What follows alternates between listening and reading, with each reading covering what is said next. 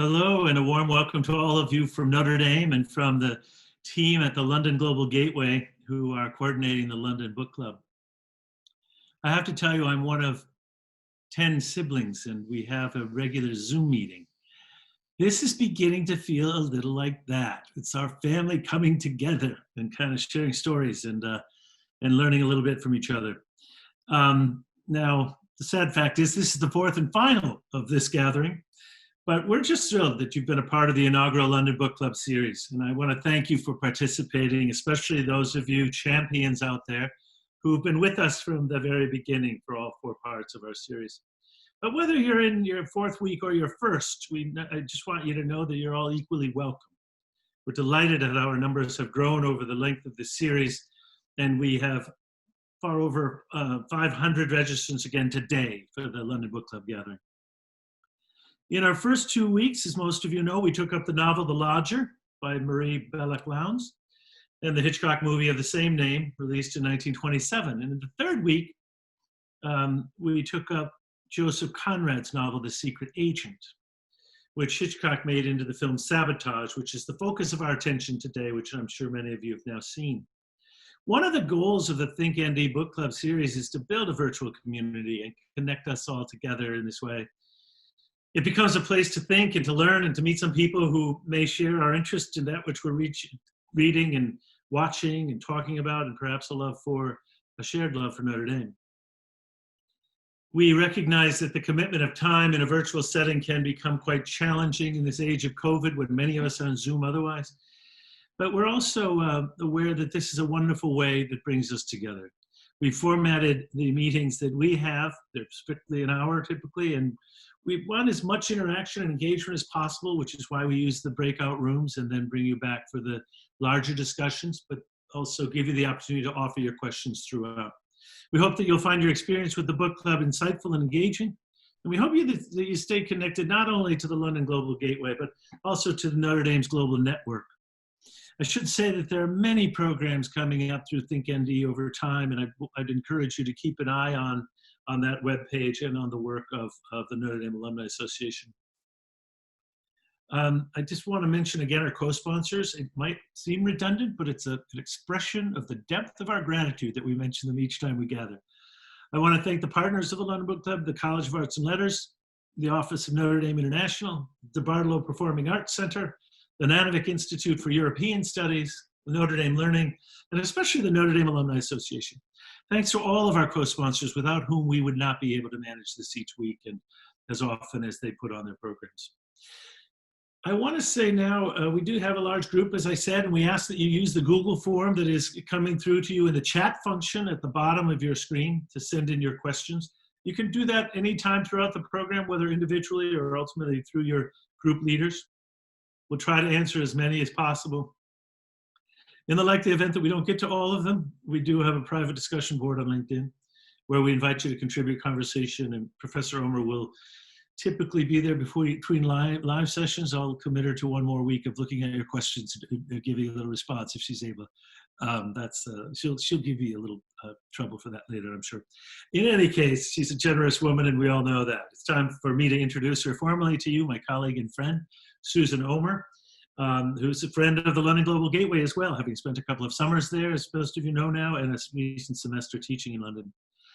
She and I are both delighted and just really edified by your participation, your faithfulness to this ongoing series over the last 4 weeks. And I dare say we're going to miss you as we move forward, not having our little encounter. And one another. We don't meet as often as we have in the last 4 weeks. So it's been a blessing for us too. Most of you know this by now, but I'll just say a word about Susan Ohmer's classes and her background. She teaches in the Department of Film, Television, and Theater. She has courses in media and presidential elections, which might be rather interesting in these days, given the debate last night and ongoing events in that regard, which we will not touch here. And then we also have, she has expertise in Hitchcock, in Walt Disney. She had focused in some courses on Harry Potter.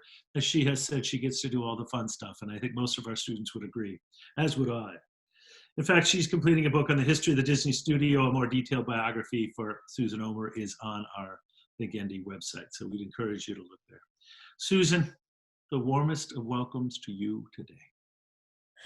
Thank you so much, Father Jim, for your welcome to all of us that is always so warm. And thank you all for joining us today. I refuse to say goodbye to our participants. Right now, we're going to save that for the end. But for the next hour or so, I just want to enjoy the fact that we're all together. And I think we will all agree that it's a merciful relief after some of the events last night to be able to have a civilized and thoughtful discussion. It's good to be reminded that that is possible. Our series has focused on Hitchcock in London, and it's been an opportunity for all of us to think back on London, the many things we love about London, to look at some books that anchor their characters and their narratives in London, and to look at two of the key Hitchcock films that take place in the city and that celebrate London. And as I was preparing for today, I wanted to share two comments from you, one from the producer and one from Hitchcock himself about London and what it means in the film of Sabotage. The film's producer was Michael Balcon. It was made at Gaumont British, which shut down immediately after the film came out.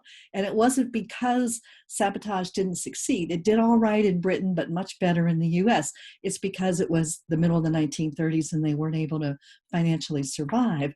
But when filming began on Sabotage, the producer told journalists, "This film will feature more of the real London than any film yet made," which is quite a claim, but it certainly gets at one of the essential features of the city.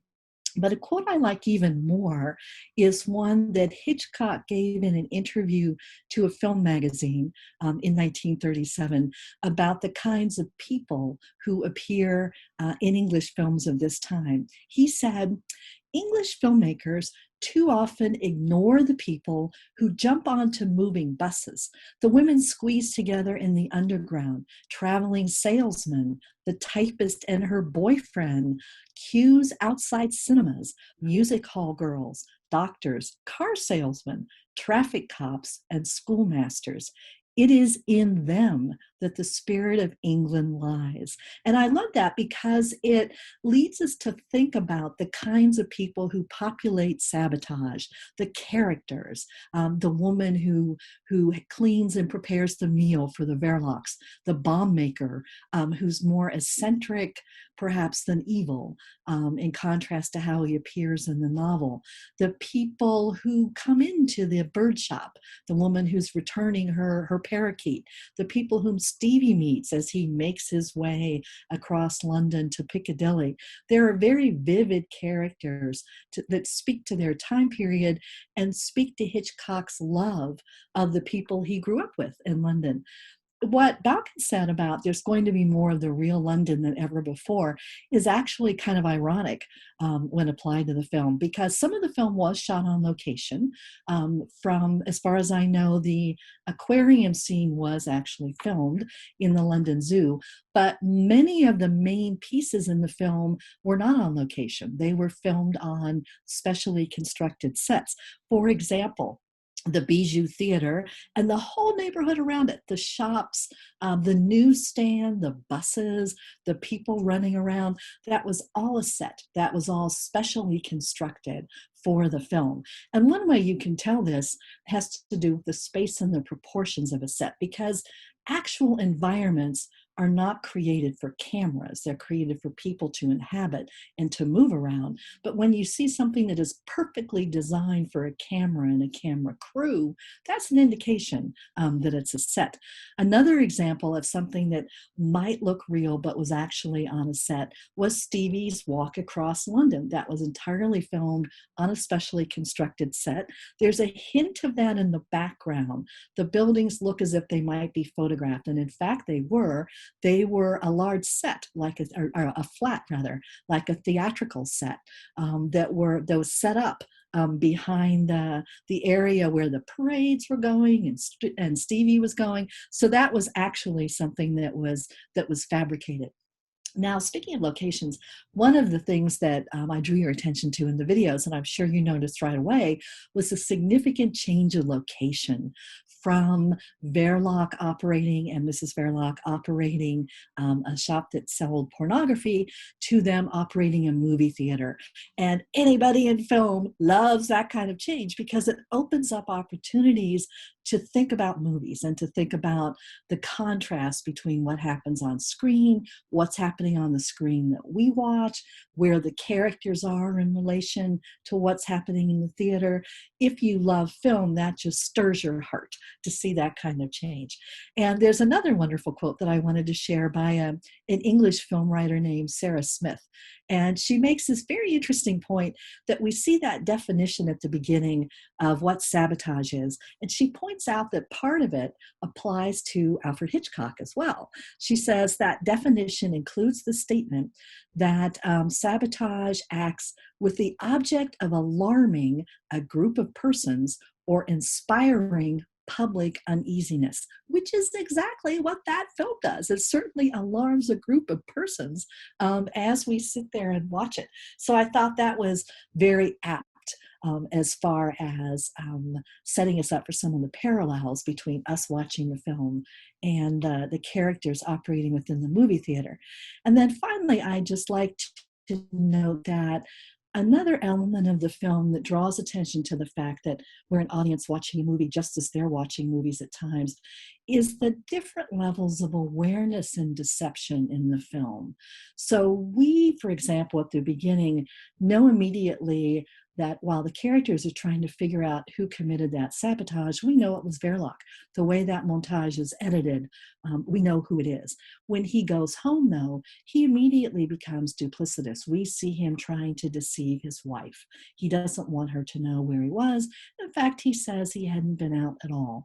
She can't quite see that because he wasn't there earlier, but she's not distracted by that that deception. It doesn't worry her at that time. Meantime, next door we have Ted, the detective disguised as the greengrocer. We don't know at first what he's up to, but we find out much quicker than Verloc or Mrs. Verloc do. So you have a situation where characters are being duplicitous with one another, and we watch that. At the same time, we know they're being duplicitous, but we also see how they are relating to each other within the roles that they have carved out for themselves. So you have these levels of fiction and disguise and deception going on within the film that we can stand back and appreciate. And of course, that's within the larger plot of the spies committing espionage in the city of London as a whole, and the law in the city and Scotland Yard trying to figure out who they are. So those are some of the ideas that I wanted to bring up just to sort of spur discussion. I'm really interested in hearing your thoughts in the chat room and responding to some of the comments that you've left on our LinkedIn website or that have come up in emails since then. I just really like hearing your thoughts. So we're going to now put everybody into the breakout rooms, and I've developed 3 questions for you that I hope will spur discussion. One is, we've talked about a number of changes, and I'm sure you saw them right off the bat between the book and the film. I'm interested in learning what was the most significant change for you from the novel to the film. And then in thinking about specific elements of the film that I thought would be interesting to discuss, I kept coming back to the sequence with Stevie and that package. It's such a long sequence. As I mentioned in one of the videos, it illustrates Hitchcock's distinction between surprise, where you don't know what's going to happen, and suspense, where you think something might and you're on the edge of your seat. You can see how that sequence is the perfect illustration of suspense. We really are on the edge of our seats. So one of the questions I wanted to ask you is, as you were watching that sequence and Stevie is carrying the package that we know carries a bomb, but he doesn't, did you think the bomb would explode? Did you think it would? And then the third question is, just in general, what you feel is the most interesting takeaway from our series. So once again, we ask that you appoint a lead or select a lead to facilitate the discussion. We know that our group will always be civil to one another, so we look forward to that. You can always come back to the main room, and we invite you to put your questions in the chat room so that we can respond to them in the second part of our conversation. We will reconvene at 1:30. So thank you very much. See you then. Welcome back from your chat rooms. We appreciate the time you've taken to be together.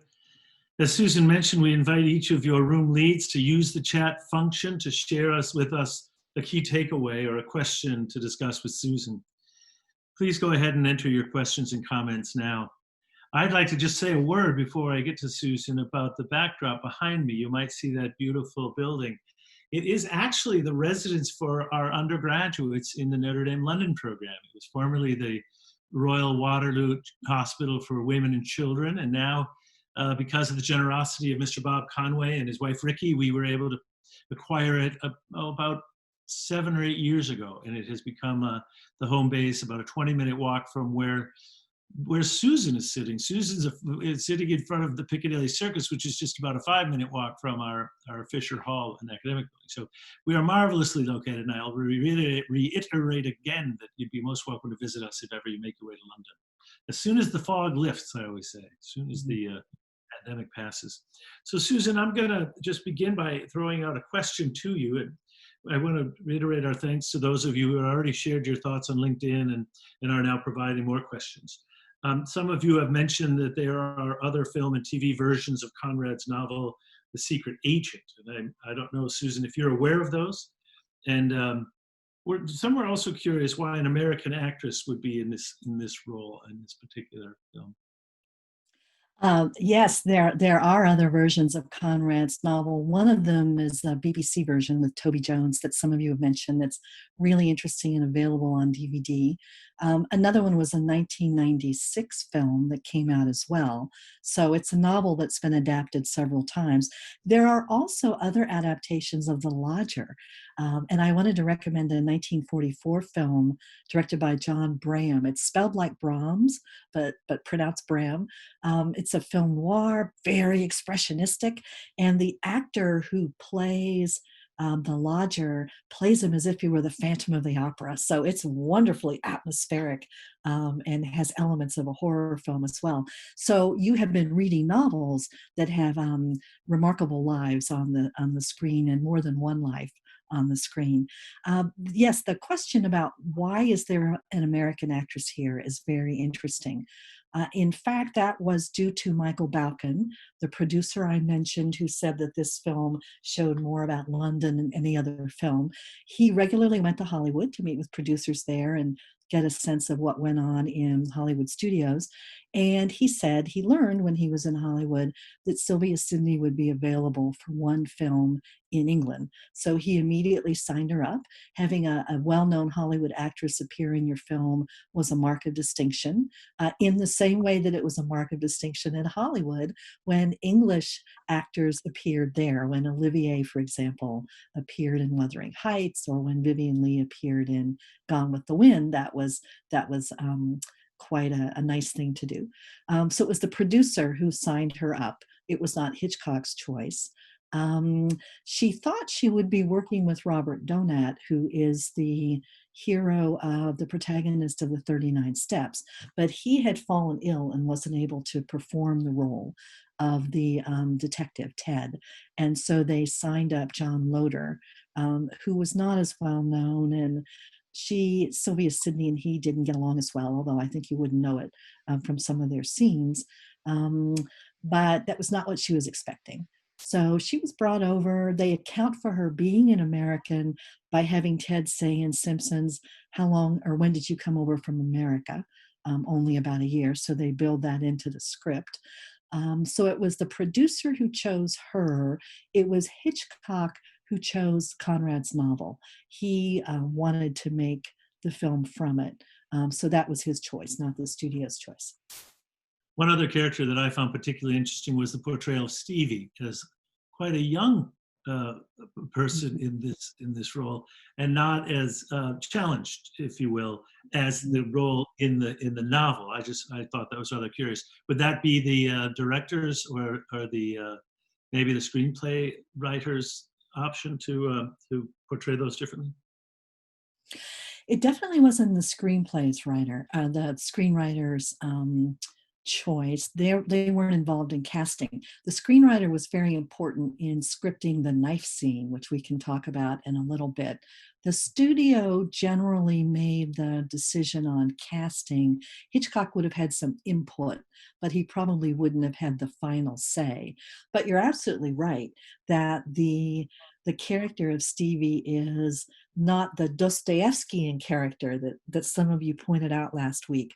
Stevie in the novel is much more like one of Dostoevsky's holy fools. He has intense emotions and special insights, but to the outside, to the observer, he might seem mentally challenged in some way. But Stevie in the film, right off the bat, is presented as being charmingly bumbly. We see him helping his sister by taking the dish out of the stove, and he gets caught up in the curtain, and he cracks the plate. So at the same time, he's trying to help, and we can tell from that he cares about his sister. He can't quite manage it, and some of that's tied in with being a growing boy. So any adult would see that and feel sympathetic, feel supportive, think he's a nice kid, and you feel kind of protective. So I think the emotions that he awakens are very different from the emotions that the Stevie of the novel awakens. And naturally that feeds into our reaction during the scene leading up to Piccadilly as well. Yes. You mentioned the knife scene, which is quite dramatic and central. Maybe you could say a little bit more about that scene where Mrs. Verloc takes her husband's life. I'd be happy to, because it's that and the scene with Stevie on the bus are considered the two major sequences in the film. So one of the things that's interesting about the knife scene, once you've read the novel, is that the film uses much of the dialogue from the novel, and it includes Verloc's statements that reveal his attitude. So, for example, one of the things that's horrific about the film is Verloc saying, maybe we can have a child of our own, which is incredibly insensitive to say when you've just been responsible for the death of your wife's younger brother. But the same thing happens in the novel, or he says, pull yourself together, or what you need is a good cry. So much of the dialogue in the film is taken from the novel. But in the novel, um, Winnie is more proactive. She picks up the knife. Verloc is lying on the couch. He doesn't see her coming. There isn't the exchange of glances that you see in the film. It's unexpected, and he doesn't realize until the last minute that she's coming at him with a knife, and he's not able to defend himself. Whereas the film, the sequence is remarkable and discussed all over the place because of the way it's put together. It's constructed from glances. It's constructed from her looking at him, looking at the knife, his realizing what's going through her mind. It's all about perception and realization and glances and moments stitched together. And we are inferring the whole time what's going on in her mind and realizing the moment at which he understands what she's thinking. Now, Sylvia Sidney said in interviews she hated that scene because she had been a stage actor. She was used to continuous performance of a scene with dialogue, and she kept wanting to say something. Shouldn't I say something in here? Shouldn't I say something that reveals my feelings? And Hitchcock actually told her, this is a quote, to kill him in silence. In other words, don't say anything. And this bothered her no end. You can imagine, as a theatrical actress, what is this? But of course, she understood later. He said, wait till you see it in final form and you'll get it. And she did, and she loved it. But we can see it, of course, how subtle that scene is. It's subtle cinematically. It's very different, obviously, from the novel, but it's subtle and it's very cinematic in the way that it's pieced together. So that is why Hitchcock loved to talk about that scene in interviews, and why we teach it as an example of creating an effect and creating audience understanding through editing and through putting little bits and pieces of film together. So I'm glad that you asked that question. Yeah. Rich Havel from one of our groups has asked the question. I mean, he mentions it in an interview with Dick Cavett. Hitchcock said he regretted allowing Stevie to be blown up, and he had built up suspense to such a degree that he thought the audience needed some relief from the tension. But of course, that would have changed Winnie's despondence and her action against her husband, Gerlach, and it needed that level of drama he's applying. Would you concur with that notion of his well, certainly it's a surprise to me that he hadn't anticipated doing that, because it does follow the book, but it's hard to imagine that it would have worked as well without it. Well, there's a lot of interesting things to explore in that observation, so I appreciate our participant bringing it up. If we think about that scene in the book, certainly it's described in a grisly way, but we actually hear about it after the fact. We gradually discover that it happened, because, of course, at first we learn about the bombing from the other conspirators as they're talking in one of the anarchist clubs, and they think it's Verloc. It takes a while before they and we find out that it's Stevie. So there's a gradual revelation of what happened in that bombing in the novel. Whereas in the film, we lead up to it. We can see it coming, but we can't believe it. So again, it illustrates that sense of suspense, but it puts us in a different position where, in fact, our knowledge of the situation, our awareness that we know something Stevie doesn't, is what drives us nuts. We can see it, and there's nothing that we can do about it. That's why I really wondered how many of our participants thought it would blow up or thought this can't possibly happen. Hitchcock certainly loads that sequence in ways that make it harder and harder to believe that that package could blow up. So, for example, you have our charming, bumbling Stevie, who is pleasantly distracted as he walks across town. He's aware of the time, he's a responsible guy, but he is also a child, and he's caught up in the crowd, and he's entranced by the parade. So we're torn. On the one hand, we understand his enchantment with this special event in London. On the other hand, we're aware that he's in danger, and he's not. So we're on the edge of our seats from that. Then when he actually gets on the bus, not only does he sit down next to an older woman, he sits down next to an older woman with a puppy. And the idea that the film would not only put him in danger, but a puppy, is just too much. I mean, I think that just sent people over the edge. But one reason Hitchcock said that he regretted that is that he took a massive amount of grief for that.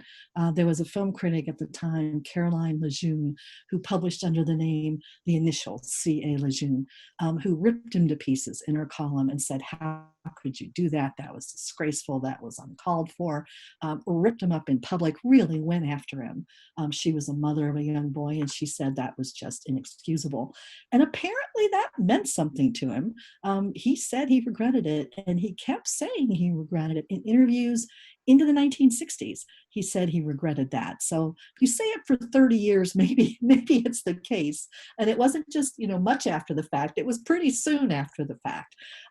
So he did feel as if maybe he had gone too far. Now, to the point of did it take that to provide an end to the film? It ties in with the general theme of espionage in the film. And critics have said, one of the points of the film is that sabotage can happen anywhere and it can affect anybody. And that's the nature of terrorism. Certainly, we understand that today, unfortunately.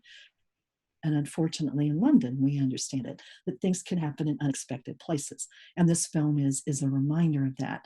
So the fact that it happened to a sympathetic character on a bus in Piccadilly is a reminder that this is the nature of terrorism. This is what happens. So it speaks to that element of the film If something, in a way, we could say if something terrible hadn't happened, where would that whole strand of the film go? I mean, one could imagine an ending where the plot revolved around Mrs. Fairlock realizing what her husband was up to. So that would forward the melodrama, the focus on her emotions and her realization, which is part of the film. With a different ending, that might have become a central focus of the film, but then it would have been different from this espionage focus. So I think the film is constructed so that that sequence is integral to our understanding of what the terrorists are about. As horrible as it is, this is what they're about. I will say I was one of maybe a few, but I watched the film before I read the book. Mhm. And so that piece, not knowing the story, left me thinking, and I'm the eternal optimist, but it left me thinking, there is no way this young boy is going to get blown up in a film of this early vintage. You know, it was so dramatic. I mean, I was like, no way. I just could not believe it. And there was some interesting imagery around it that you've made me more aware of, and some people I think are onto it, like the bird imagery, the tick-tock of the clock. What about some of those pieces? Oh, I'm glad you brought that up because one of the reasons it's so much fun to study film is that you really do see different things each time. Even when you know a film, you think you know it inside out, you see different things each time. So as I was watching this again for our get together, there were things I noticed. And one of them was the sound, the way that sounds come to life whenever they go into the street sounds, the buses, the people moving. It gives that sense of realism that Hitchcock was concerned about. But the bird imagery is especially interesting because we tend to connect bird imagery with Hitchcock with the 1960s. So we think of the birds, which we talked about before. We think of Psycho, the birds in Psycho. When Norman and Marion are having dinner in his little study, they're surrounded by birds that he stuffs. And there's a lot of bird references in their discussion. But think of the birds in this film. The bomb maker sells birds. We have a woman who brings in a bird because he's not singing. The note that he gives Verloc says, remember the birds will sing at 1:45, meaning the bomb. So the bird's referring to a bomb there. Stevie has his little parakeet. In fact, when my husband and I were we watching the film, we realized that during the knife scene, that bird chirps. It's a reminder of Stevie, who's connected with that parakeet, and it reappears in the knife scene. We were so thrown by it, we thought there were birds chirping outside our living room window, which doesn't usually happen at 10 o'clock at night. But anyway, it was so realistic, it makes you jump. But so birds are connected with certain characters, with Stevie, with the bomb maker. And so that imagery also has a way of bringing those characters into a scene even when they're not there. It's interesting to think about how the film in a way keeps Stevie alive in that the dinner scene with the knife, Verloc at one point says, can't we send next door? And then realizes who used to go next door when they sent Stevie. And the camera pans to his empty place. So it does a beautiful job of evoking him, making him part of the scene, even though he isn't alive to be able to be part of the scene. So I love the bird imagery in this film. Now, what Mary Maisel offered a question earlier between our weeks together and asked how often is the ending changed between the book and the movie, and who decides how it will end? Is that the director's decision, or is that a decision also of the screenplay, the screenwriter? The director wouldn't make the decision solely, and it might very well be a studio decision. We talked last week about the censorship that existed in London at this time. In the novel, of course, Mrs. Verloc commits suicide. That is not going to happen in a Hollywood or an English film of the 1930s. That would have been seen as immoral, illegal, and that was not going to happen in film. Unless it was Anna Karenina, that's a different matter. But even then, it wouldn't be very explicit. So that was partly censorship. They all knew they couldn't do it. But how it ends, Hitchcock and the screenwriter Charles Bennett worked out. It's very interesting because Hitchcock always took complete credit for that knife scene. But if you look at early drafts of the screenplay, Charles Bennett, the screenwriter, was right in there with him, figuring out how to do it. Bennett worked on the 39 Steps. He worked on Secret Agent. He worked on Blackmail. and he worked on Young and Innocent after this. So the 3 films before this one and the 1 film after, he worked with Hitchcock. So at this point, they had a very rich working relationship. So he would have been involved in that. But the final determinant, I think, really was the censorship system. You just could not have done this the way the novel did it in 1936. It was very creatively and rather rapidly pulled together in the end to offer this lovely way for her to escape responsibility. She goes off with the detective or the inspector, whatever he was, police officer, and so different than the novel, or than the novel. And I'm wondering, would I don't know this, and I probably should have looked it up, but would Joseph Conrad still been alive when the movie was made? Because I would think an author would find that kind of, and maybe when you buy the rights to a novel to put to film, you have every right over it. But that was a rather dramatic change in the rather dark tale that Conrad had written. I don't remember either when he died. I don't Right? think he was alive. There's no mention, we can Google that, of course. There's no mention of his being involved in any way. But when anyone buys the rights to a novel to make a film, it varies tremendously. If it's Harry Potter, J.K. Rowling wanted final say, wanted involvement with the script, wanted to be on the set. She had the clout to be able to do that. In most cases, writers are simply thrilled to have somebody want to buy their story to make it into a film, so they have very few rights. And at that time, I can't recall a situation where any of these novelists had any say over what Hitchcock or the producers were doing with their scripts. So I Yeah. don't think he would have had any say. Yeah, Conrad had died in 1924, and the film came out in 1936, so it wouldn't have been. Right. But I can imagine that in the history of film, it might be a Mm. lot for them to give up their baby to someone else's decision making. Mhm. There were all kinds of characters that were particularly interesting.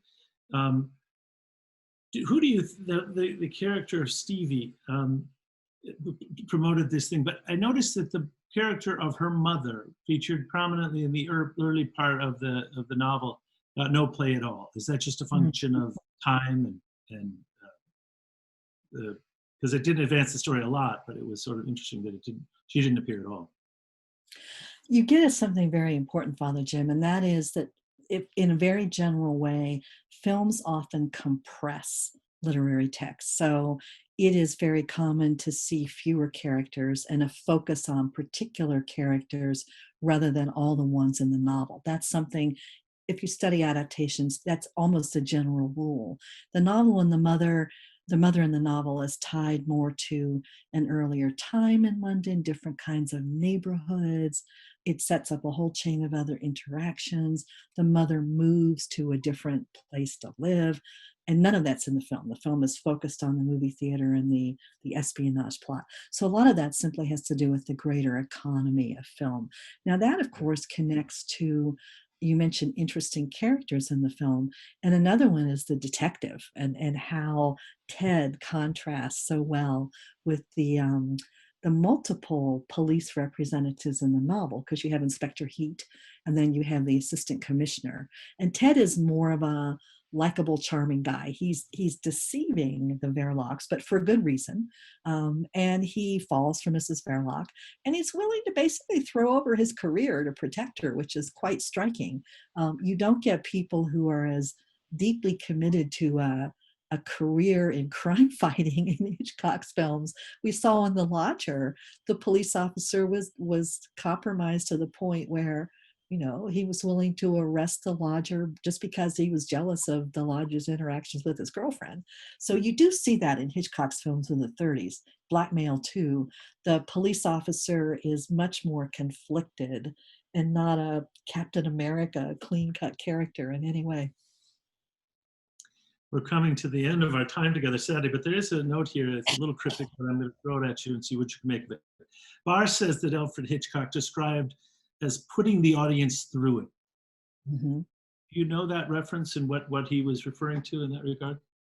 Yes, Charles Barr is an English critic who wrote a book called English Hitchcock, and it's a wonderful book. He delves into the writing about the film at the time, and he's referring to the sequence with Stevia and the way that we're on the edge of our seats. That's what he means when he says that Hitchcock is putting us through it. Hitchcock is making us suffer. We're truly suffering in that scene. And that reminds me, too, just to wrap up, we I think most of our members know that Hitchcock always made a cameo appearance in his film, and I confess I didn't spot the one in this film. It's after the lights come back on the Bijou, and it's right outside the theater when the audience is leaving. He pops up there. One thing to know is that he used to appear at different moments in the film, but when he discovered that people were looking for him and he thought they might get distracted from the rest of the film, he made his cameo early on. So it's usually within the first 5 to 10 minutes. By the 1960s, it's in the first 3 to 4 minutes. But at this point, it's, not more than 10 minutes in. But that's where it is. It's when the lights come back on and they're on the outside of the theater, just as a little note for that. No, that's excellent. You actually anticipated a question that we weren't going to be able to get to, so I'm grateful for that. Here it is that we have to wrap it up, and I just want to thank all of you who joined us for this series. We're just grateful that you've taken the time to be with us.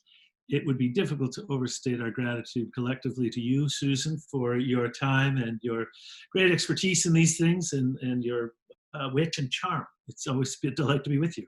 I will say, Susan and I would encourage you to keep a lookout for future programming through the ThinkND website.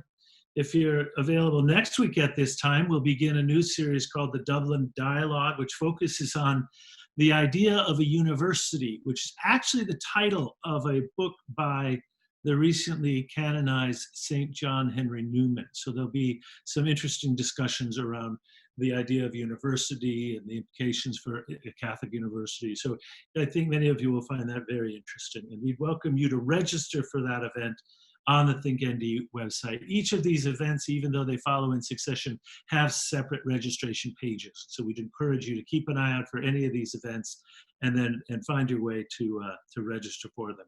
It's just a remarkable gift of the pandemic that we've created ways to reach out to people that have proven a silver lining in all kinds of ways. So we're grateful, especially to the Alumni Association and ThinkND for their remarkable work.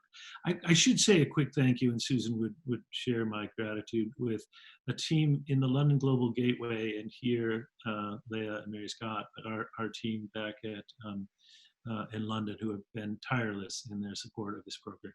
I want to give the final word, as I think we should, to Susan for her closing remarks and farewell.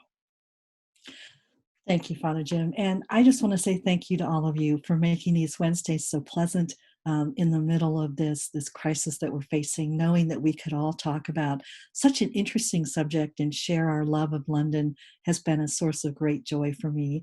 I want to thank my students for taking the time to return to Notre Dame and to our working together, even briefly. And I've really enjoyed seeing my colleagues from London, Hadass and Tony and Judy and Joe and Tom and Bridget. It brings back some very happy memories. But mainly, I just really appreciate you're all reading the novels, watching the films, contributing your very thoughtful questions to our discussions here and to our LinkedIn discussions. I'd be happy to keep up with you on LinkedIn while we have that open. So if anything occurs to you afterwards, feel free to share your thoughts there. But thank you again. It's been a real joy to be with you, and I appreciate your being here with us. Thank you.